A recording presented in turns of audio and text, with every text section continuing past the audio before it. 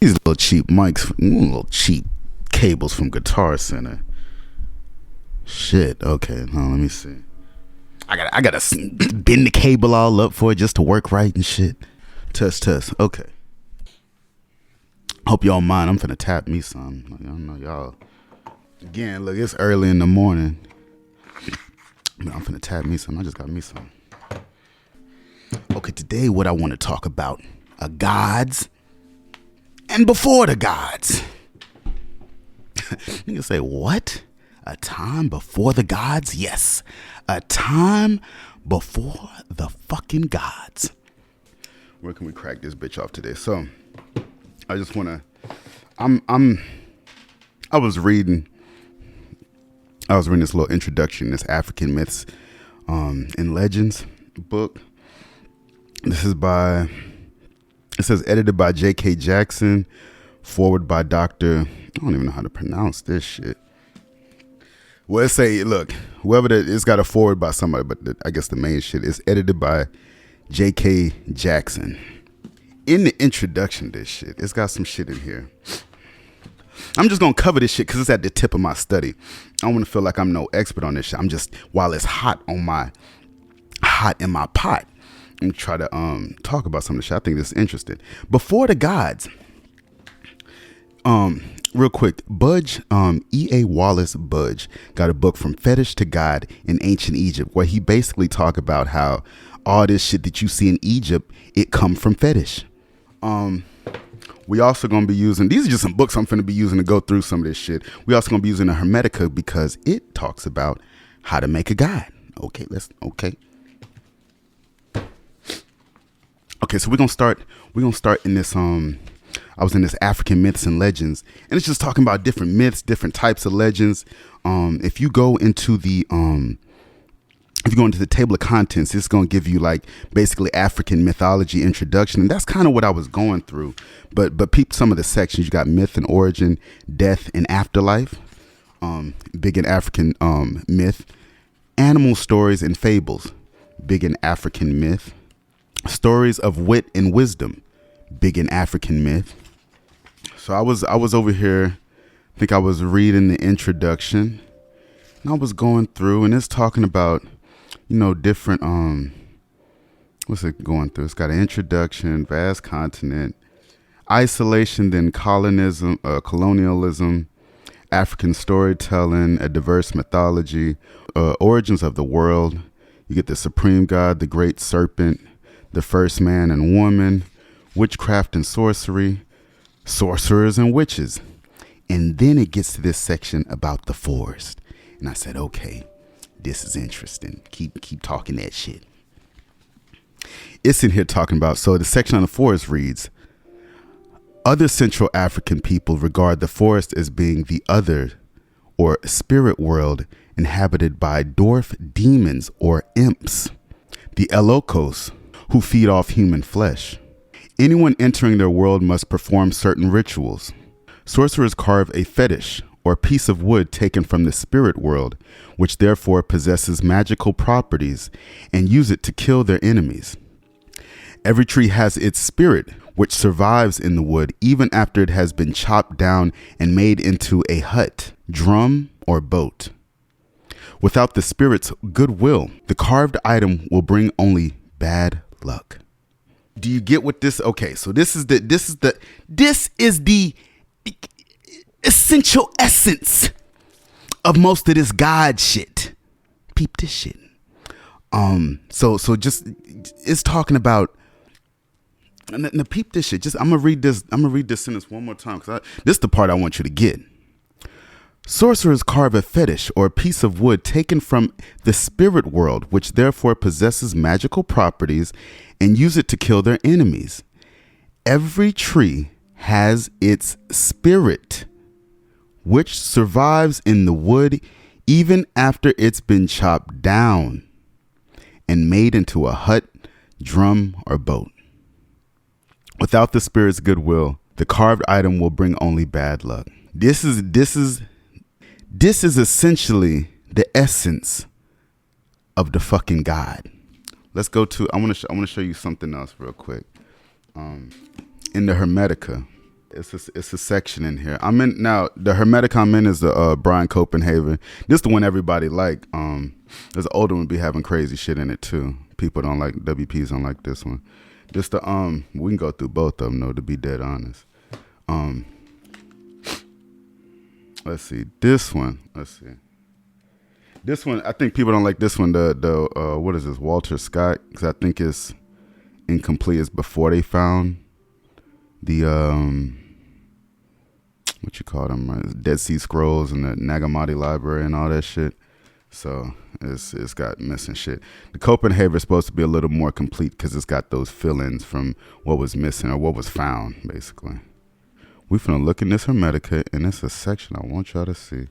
See, do a whole Hermetica be kicking that shit. Talking about nothing is more godlike than mine.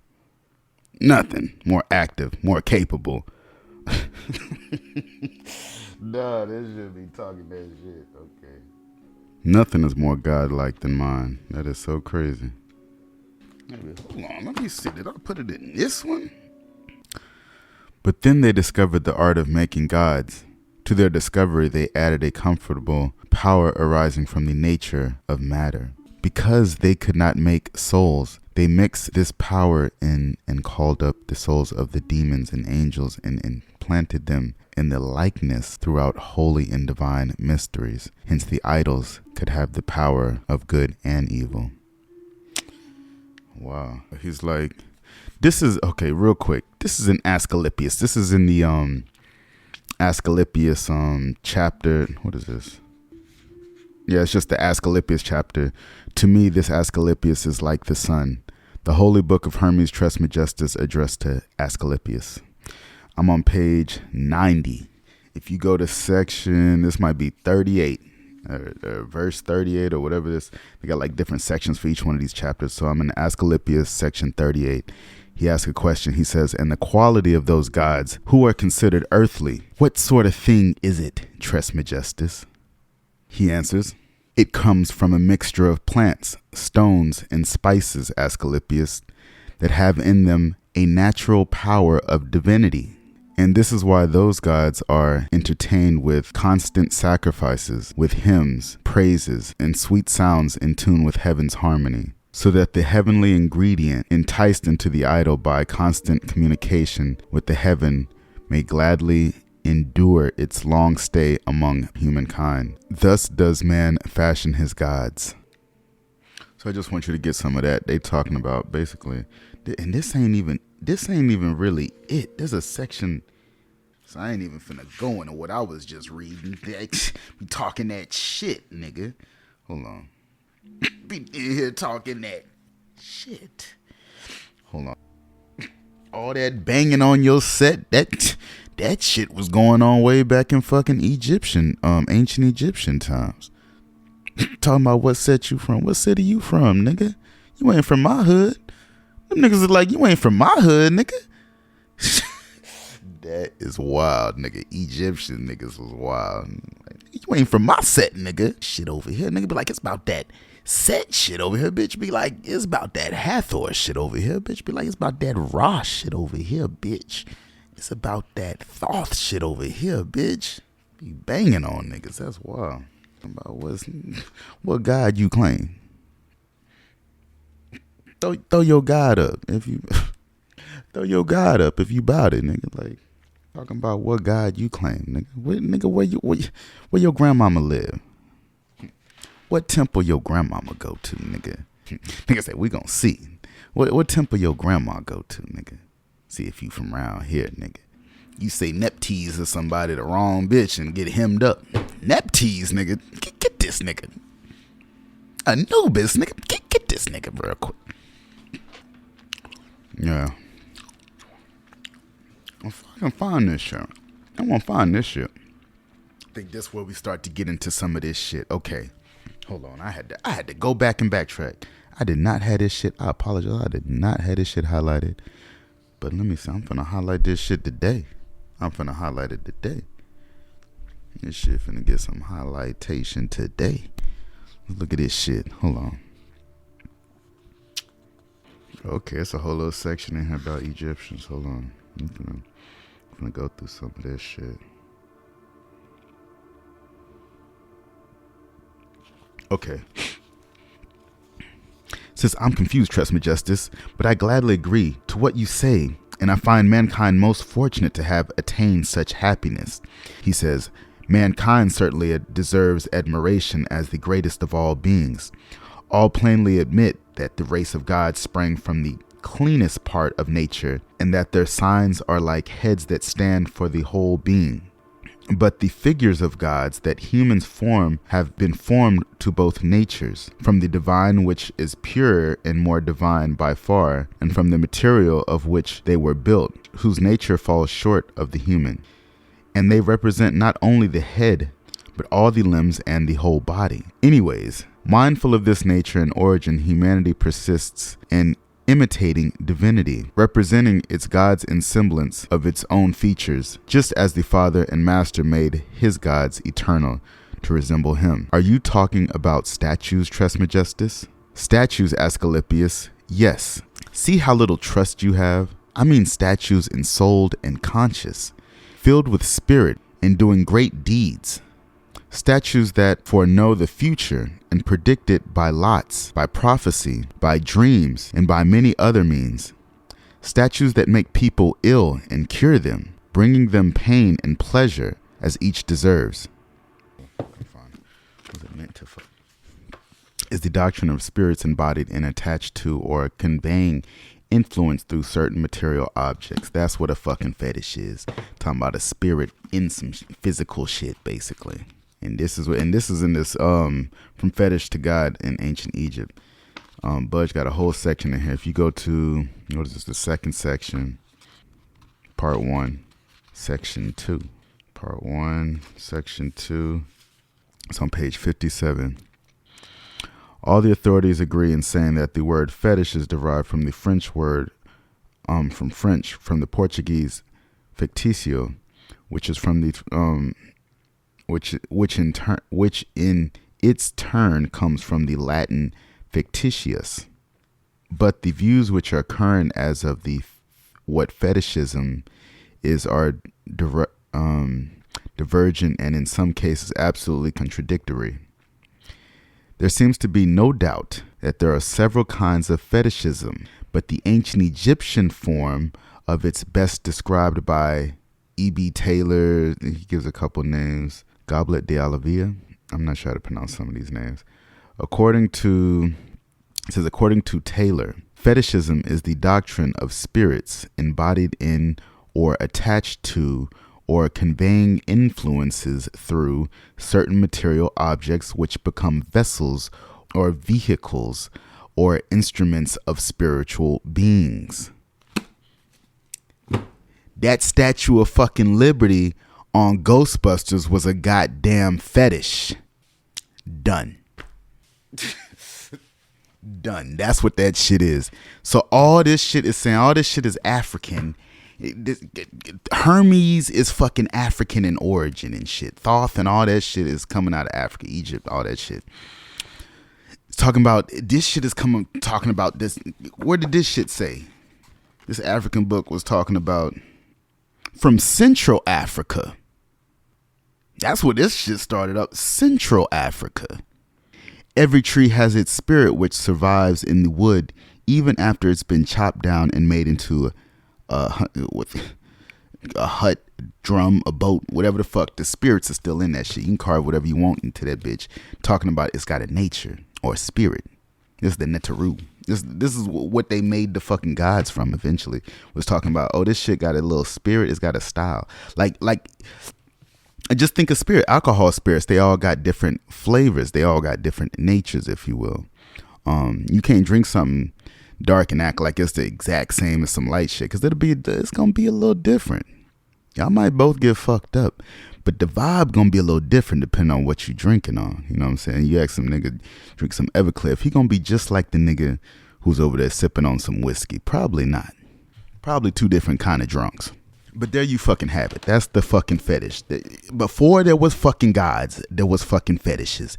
And all that shit mean is that it was a fucking, here they are saying, spirits embodied in, attached to, or conveying influences through certain material objects, which become vessels or vehicles or instruments of spiritual beings. That's it. He killed it. Boom, done. So when you see these statues and all this shit, just know that it's a whole. Hold on. I got this Necronomicon book that kind of maybe this can explain to you a little better on what this is trying to say. Listen to some of this shit. Which one? There was an axiom in here. They had some axioms about. Okay, peep this shit. This is coming out of Simon. This is the Gates of the Necronomicon, Simon's book. If you go, I think it's page 12. We ain't even got to go far. It's an axiom. Got these different axioms or whatever the fuck for microcosm, macrocosm, reality, fantasy, and the gates between. The 17 axioms. This is axiom 15. Whatever the case, if there be no visible sign of a phenomenon, then the phenomena is deemed not to have an invisible existence. Okay. In other words, for every invisible thing that exists, there must be a visible thing. This may not, of course, be true, but it is the safest theory to accept for now. A corollary is to create an invisible phenomenon, one must create its visible counterpart. This has been known as idolatry. So you make an idol. You get what I'm saying? This is the statue shit we talking about. They talking about making gods and shit. Damn, I wish I could. There's a section where he's really doing a breakdown on how to make a god. I just cannot find. That was it. I just felt like it was something a little more where he was like really getting into the stones and maybe that was it. Mixture of plants. It comes from the mixture of plants, stones, spices. I think that was it. Maybe that was it. I just thought it was something better, but maybe that was the closest with it. Okay, so what are the quality of these gods who considerably earthly? Sure. Okay. So that's what it's basically talking about. Making these, how to make a god and all that kind of shit. It's talking about in this shit. It's talking about if you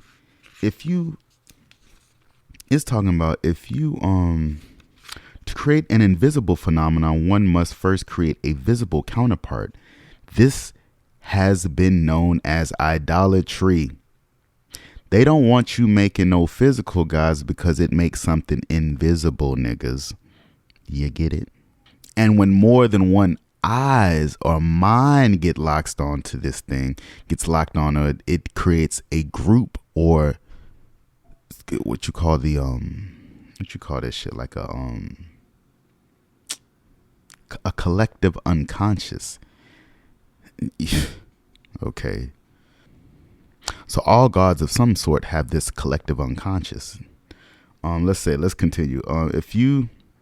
It's talking about, or to create invisible phenomena, you must first create a invisible counterpart.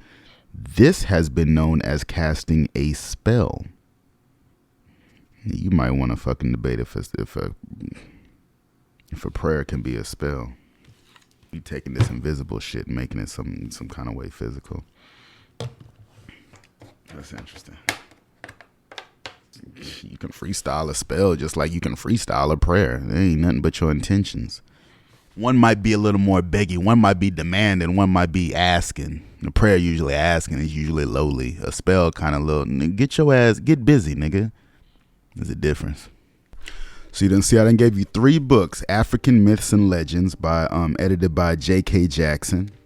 That's where the original, the idea of the fetish fucking came from.